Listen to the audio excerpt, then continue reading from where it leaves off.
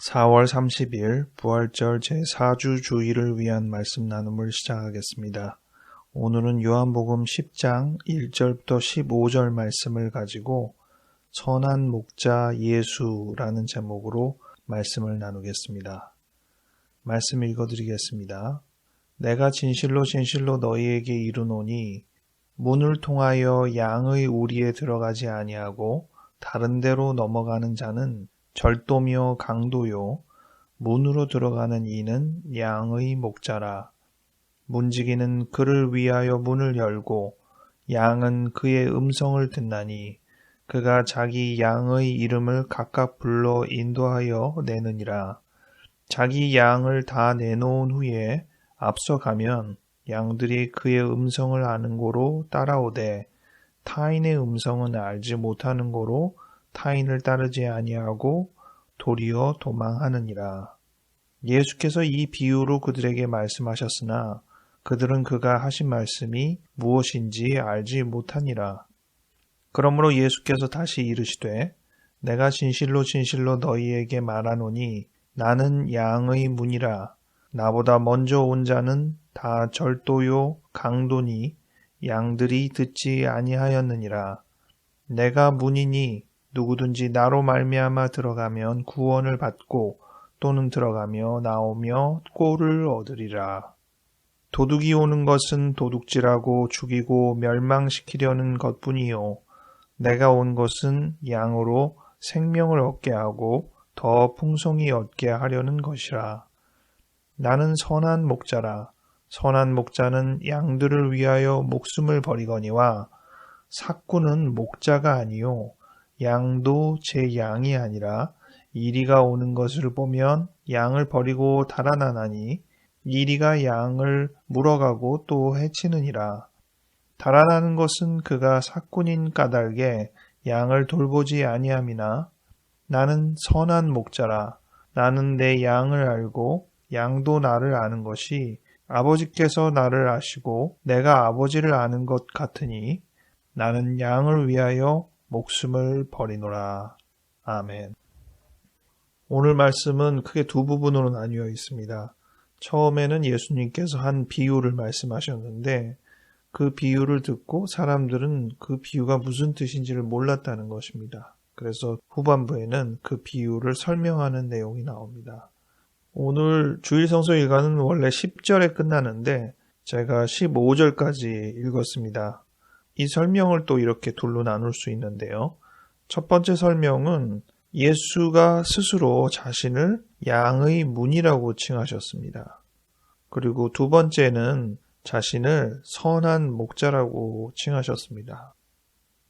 오늘 말씀에서 제가 먼저 유념하게 됐던 것은 6절에 있는 대로 그들이 예수님이 하신 말씀이 무엇인지 알지 못하였다는 것입니다. 과연 예수님께서 하신 이 비유가 무엇인가 우리도 의아한 마음으로 저게 무슨 뜻이지 하는 입장으로 말씀을 먼저 접해보는 것이 타당하지 않을까 싶습니다. 예수님이 하신 말씀을 기억해보죠. 예수님께서는 문을 통하여 양이 우리에 들어가는 것이 아니하고 다른 데로 넘어가는 것은 절도이고 강도다 라고 설명을 한 것입니다. 문으로 다니는 사람, 또 문으로 다니지 않는 사람을 대비해서 생각해 볼 필요는 있겠습니다. 예수님은 자신이 그 양의 문이라고 했습니다. 이 문으로 말미암아 들어가야 구원을 얻고 꼴을 얻는다고 말을 했습니다. 이 말을 들을 때 제일 쉽게 떠오르는 구절은 요한복음 14장 6절 내가 곧 길이요 진리요 생명이니 라고 할 때의 그 첫 부분인 내가 길이다. 예수님께서 우리의 통로가 되신다는 것을 확인하게 되죠. 이 비유 부분을 나름대로 한번 생각을 해봅시다. 우리가 대문이 있고 집으로 들어가는 정식 길이 있죠. 그런데 누군가가 문을 열지 않고 담을 넘어서 창을 통해 들어갔다고 치면 도둑이겠죠. 예수님이 바로 그 문이셨다는 부분을 적용해서 생각을 해보게 됩니다. 순리라는 생각도 들고 올바른 표준이라는 생각도 들고 이 길이 아닌 것은 왜곡된 것이다 판단하는 기준이 되기도 합니다. 사실 좀 어색함이 있어요. 여기서 무는 양이 통과하는 개념으로 묘사를 하는 셈인데 또 본인이 선한 목자라고 하니까 문이면서 목자라는 이 표현이 다소간 어색할 수도 있습니다. 그런데 이 나는 목자다라고 얘기하면서 그냥 목자라고 하지 않고 선한 목자라고 얘기하셨거든요. 그리고 그 선한 목자에 대해서 설명을 쭉 하고 있는데 그 설명에 양의 문의 특성을 넣어도 되긴 하겠더라고요. 그래서 저는 이 문의 특성을 네 번째 특성으로 다시 설명을 나중에 드리겠습니다. 먼저 본인이 선한 목자라고 하면서 말씀하신 게 세 개가 있어요.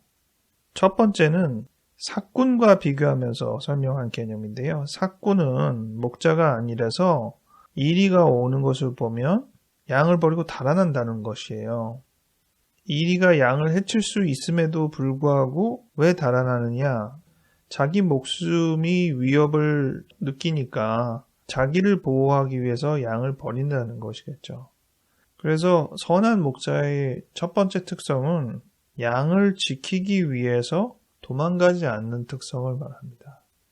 여기서 삭군 목자라는 표현이 나오는데 임금을 받고 일하는 목자를 말하죠. 물론 임금을 받고 일하는 사람들이 다 책임감이 없고 그렇지는 않죠. 주인의식을 갖느냐 안 갖느냐 이런 개념으로 얘기를 하는 것이죠.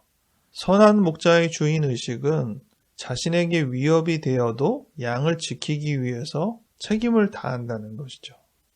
가게를 내도 종업원과 주인에서 결정적인 태도의 차이는 장사가 잘 안 될 때의 차이겠죠. 임금을 제대로 받지 못한다고 치면 종업원들은 굳이 그 자리에 남아있을 이유가 없습니다. 그래서 그만두죠. 하지만 주인은 그렇게 못합니다. 그러고 싶어도 못하는 거죠. 주인이니까. 그래서 책임지고 적자가 나도 어떻게든 살려보기 위해서 나름 애를 씁니다. 두 갈림길에서 주인의식을 갖는 사람이 양을 지키겠죠. 두 번째로 선한 목자에 대해서 표현하고 있는 개념은 14절부터 나오는데 나는 선한 목자라 나는 내 양을 알고 양도 나를 아는 것이 아버지께서 나를 아시고 내가 아버지를 아는 것 같으니 이렇게까지 표현을 했어요. 하나님과 예수님과의 관계의 돈독함은 두말할 필요가 없을 것 같은데 그 정도의 간격만큼 예수님께서 우리를 깊이 아시고 사랑하신다는 것입니다. 이 표현은 예수님이 직접 든 비유 안에서 보자면 양의 이름을 하나하나 부른다는 것이고 목소리를 안다는 거예요. 예수님이 우리를 깊이 이해하는 것만큼이나 중요한 것은 우리도 예수님을 깊이 아는 것입니다. 그래서 그 목소리를 놓치지 않는 것이죠. 우리는 과연 우리의 주인이 진정 예수님이고 다른 목소리가 들릴 때 이것은 예수님의 목소리가 아니야 구별을 제대로 할 수는 있나 생각이 들었습니다. 그 다음 선한 목자로서의 세 번째 요건은 15절에 나는 양을 위하여 목숨을 버리노라 이렇게 나옵니다. 나는 양을 위하여 목숨을 버린다라는 표현은 사실 가장 처음에 나왔습니다. 11절부터. 아니 선한 목자의 요인에 양을 위하여 목숨을 버리는 요건이 꼭 들어가야 하나? 어색합니다. 그래서 나오긴 처음에 나왔지만 설명은 제가 세 번째로 지금 하고 있는데요. 어느 경우에 누구를 위하여 목숨을 버릴 정도의 그 선함을 관계를 유지하는 것이 무엇일까? 상대가 내 목숨보다 더 중요하다고 여기는 거잖아요. 그런 정도의 판단은 사실 생각 외로 인간들이 많이 하는 판단입니다. 부모가 자녀를 위하여 그런 희생을 하는 경우가 많이 있고 나라를 잃었을 때 나라를 지키기 위해서 목숨을 잃을 정도로 나라가 더 우선인 생각을 하기도 하고 본인이 지키고자 하는 중요한 원칙을 지켜내기 위해서 목숨을 내놓기도 하거든요. 그런데 예수님께서 그 정도로 우리를 중요하게 여기셨다고 하니 대단한 일이죠. 우리가 감동하는 가장 결정적인 부분이고 찬송가가 떠오르는데 주 예수보다도 귀한 것은 없네. 어떤 것보다도 예수님이 귀하기 때문에 우리 목숨보다도 귀하게 여기는 것이 우리의 기본적인 생각입니다. 그런데 그렇게 귀한 예수님이 더 또 귀하게 여기는 것이 우리라고 하니 놀라운 일이죠. 여기서 선한 목자의 네 번째 요건을 말씀드리려고자 합니다. 그것은 앞서서 이미 말씀드린 대로 양의 문으로 다니는 이가 선한 목자라는 것입니다. 예수님이 그렇게 직접 얘기하셨습니다. 문으로 들어가는 이가 양의 목자다. 앞서 비유대로 그 문은 양이 다니는 길인 겁니다. 즉, 예수가 길이기 때문이기도 하지만 우리가 다니는 길에 예수님이 다니셨다는 겁니다.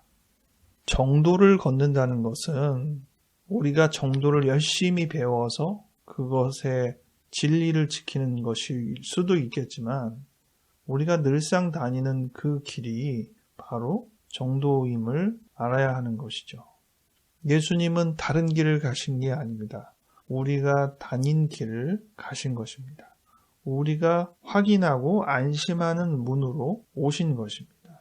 그렇기 때문에 예수를 만나고 예수를 이해하고 이런 과정이 그렇게 어려운 과정이 될 수는 없는 것입니다.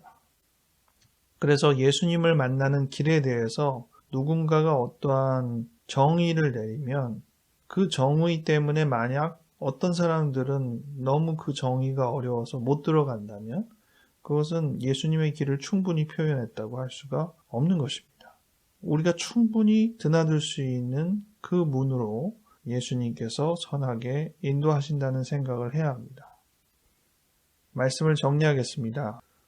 예수님이 선한 목자라는 부분, 그냥 목자가 아닌 선한 목자라는 게 무엇인가 생각할 때 성경을 통해서 네 가지 정리를 해보았습니다. 첫 번째는 자기가 위태로워도 도망가지 않고 양을 지키는 그 면모를 보이는 것이 선한 목자이고, 두 번째, 양과 예수님의 교감이, 서로를 아는 교감이 충분히 이루어져 있는 것, 그것이 선한 목자이고, 세 번째, 양을 위해서 심지어 죽을 수도 있는 것이 선한 목자이고, 네 번째, 양이 늘 드나들던 그 길로, 그 문으로 다니시는 이가 선한 목자라는 것입니다. 이 요인들을 생각하며 우리가 예수님을 다시 선한 목자로 만나고 반기고 교류하고 같이 걸어가면 좋겠습니다. 기도하겠습니다. 주님, 부활하신 지 이제 4주를 지내는 기간에 주님을 묵상하며 주님께 찬양을 드립니다. 우리가 살아가는 하루하루 한 걸음 한 걸음 이 길로 예수님이 같이 오셔서 같이 걸어가셨음을 기억하게 하여 주시옵소서. 우리가 가는 이 길로 예수님이 선한 목자로 들어오심을 기억합니다. 주님은 우리의 문이십니다. 우리의 길이십니다. 우리의 이름을 부르며 우리를 앞서 가시며 우리를 이끄십니다. 우리는 주님의 음성을 놓치지 않습니다. 다른 음성과 구분할 수 있습니다. 선한 목자이신 주님을 깊이 따를 수 있도록 이끌어 주시옵소서.